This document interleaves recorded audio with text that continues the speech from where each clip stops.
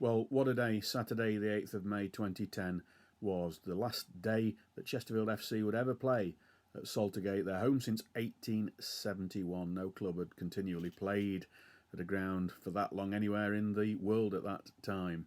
And, a few weeks before that final time, John Crute and myself got ourselves together and felt we needed to do something more than just the match to remember the thing for the community as a whole. So we came up with the concept of having a farewell party at the Pomegranate around lunchtime on the day of the last match, followed by a march from the Tourist Information Centre through to Saltergate, and over 1,000 people took part in that, and of all the people who were in the town centre shopping or going about their business were really supportive, and it was a phenomenally great community moment without any shadow of a doubt. Hollymoorside Brass Band and the Spirettes leading, fans carrying a big banner remembering the spiritual home of the Spireites. But at the Pomegranate, we talked and reminisced with lots of special guests, Stuart Basson and myself, leading the event that featured the likes of Des Collins, one of the oldest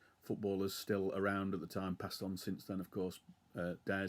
Keith Havenhand, who played in the FA Youth Cup final against Manchester United in the 50s, and there was John Duncan, Kevin Randall, Sean O'Neill, Ernie Moss, as well as more recent players Gareth Davis, Aaron Downs, Bob Newton, and we had long-term supporter Alan Innes giving his views as well. Packed Pomegranate Theatre. Keeping Up with the Joneses were there singing songs as well, including the Chesterfield anthem from the 1997 Cup run, We Can Build Our Dreams. Very emotional. Then on to the march up to Saltergate for the match itself, and what a match.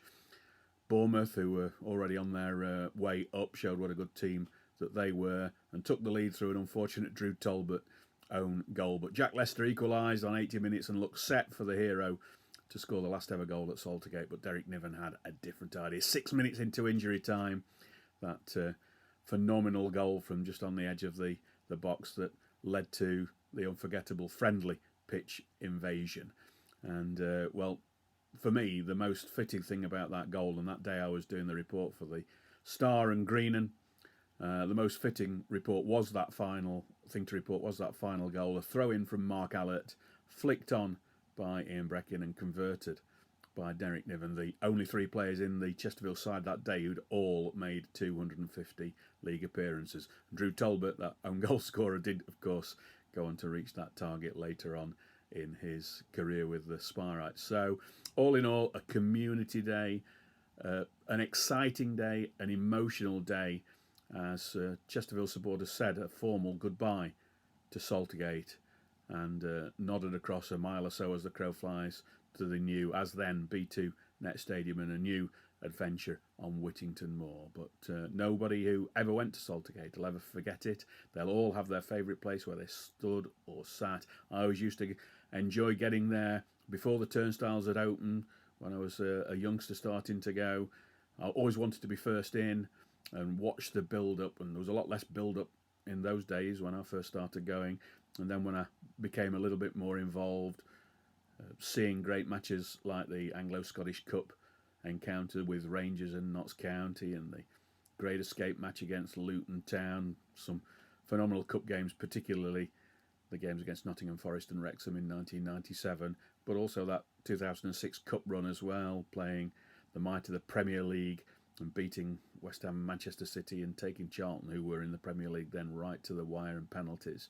Some phenomenal times at Saltergate and some great matches. Big crowds, of course, the derbies in 79, 80, 80, 81 with the likes of Sheffield Wednesday United and Barnsley, that massive crowd on Boxing Day in 1980. Great days. But the stadium was crumbling, it was loved, and of course hemmed in on all sides, very, very difficult to develop. So, big decision to be made. It was made. We all moved to the new stadium on Whitmore, but we all still have a special place in our hearts for the recreation ground, Saltergate, the entrance on St Margaret's Drive or Saltergate or Cross Street or wherever it was you went in. You had your favourite place in Compton Street or the Cop, or when I first started going in the enclosure in front of the main stand and then moved into the main stand itself, A70 on on Cross Street. Wingstown was my first season ticket.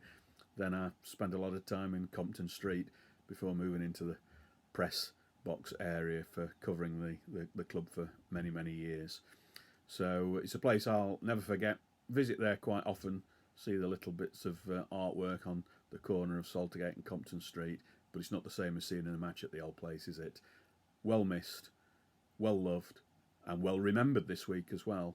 And all culminating to watching that final match on the club's YouTube channel on Saturday afternoon. But enjoy all the offerings that the club are making and reminisce, and let's hear your views on what you thought of the old place as well.